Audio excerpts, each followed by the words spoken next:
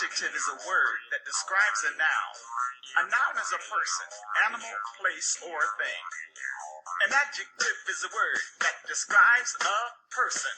How about a tall man, a little girl, or a happy, funny boy?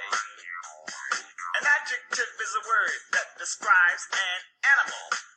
A fast cat, or a black bat, or a great big whale.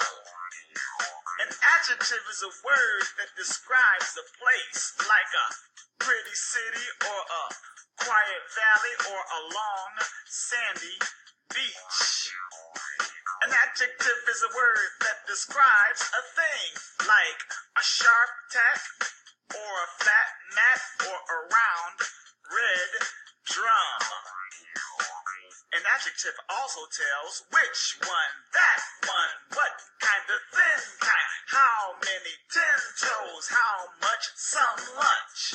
An adjective is a word that describes a noun, and a noun is a person, animal, place, or thing.